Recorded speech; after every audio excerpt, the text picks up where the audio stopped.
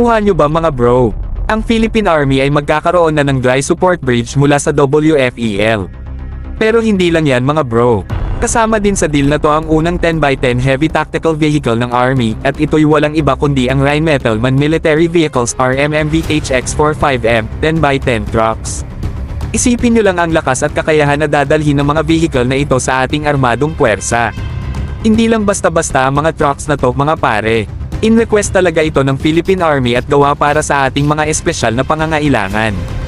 Pinagsamang katigasan at kahusayan, walang tatalo.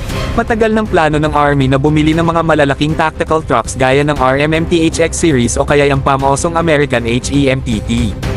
Ang mga ito ay gawa para magdala ng mga container at iba pang espesyal na kargamento.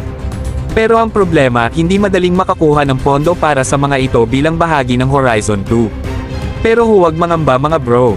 Kung may tiyaga, may nilaga. Nasa bungad na tayo ng isang bagong panahon mga bro kung saan ang Philippine Army ay magiging armado ng mga teknolohiyang dekalibre at kapangyarihang kayang tapatan ng lahat. Ito'y patunay sa ating matibay na pagsisikap sa pagtatanggol sa bayan at determinasyon na bigyan ang ating mga sundalo ng mga pinakamahusay na kagamitan. Kaya mga katapangang taga-subaybay ng militar, itaas natin ang ating mga baso at ipagdiwang ang mahalagang pagkakataon na ito. Ang Dry Support Bridge at ang RMMV HX45M 10x10 trucks ay paparating na at sila ang magbibigay ng bagong antas sa laro.